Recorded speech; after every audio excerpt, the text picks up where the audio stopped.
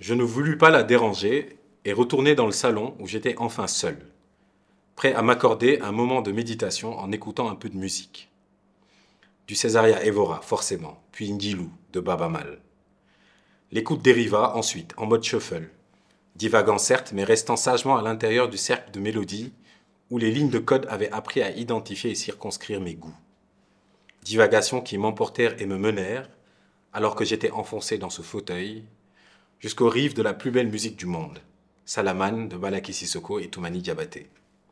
Cette œuvre d'art qui me bouleversait à chaque écoute ne tenait pourtant que dans 21 fils de nylon, tendus entre une coque et un monde soyeux, sur lequel 2 maîtres, accompagnés du souffle de leurs ancêtres et empoignant la kora par ses boules calamo, dispersaient des pétales de son.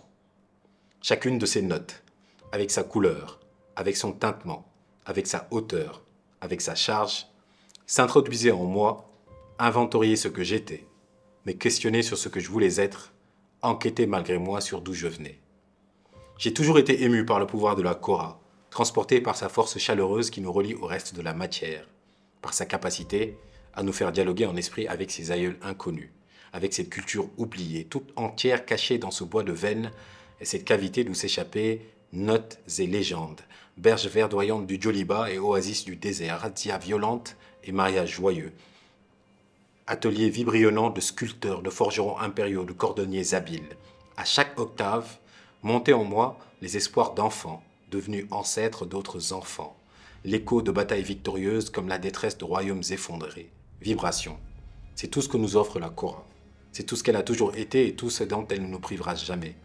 Faisceau d'ondes sonores reliant les époques, écho de qui nous étions et n'avons jamais cessé d'être. Salaman, comme Dounia, comme Diarabi, comme Djuru, devaient être des offrandes, mais aussi un message de détresse de cette femme génie de Misirikoro à qui l'on déroba cet instrument. Écoutez ma voix revivre à travers l'art de mes enfants. Écoutez-la, dissimulée dans ses notes, tapie dans leur silence. Écoutez mes larmes s'écouler en vous. Ce soir-là, en écoutant Salaman, j'ai pensé à ma mère, à son rire, ses larmes écrasées en cachette face aux duretés de la vie, aux airs mélodieux qu'elle me chantait lorsque j'étais enfant. Elle était là, vivifiée comme jamais par ce torrent d'émotions que seuls les Korafolas savaient libérer en moi. Main virtuose d'Ablaye Kandia, de Djelimoussa Sona, de Sousso, de Madina, de Lamine, Balaké et Toumani.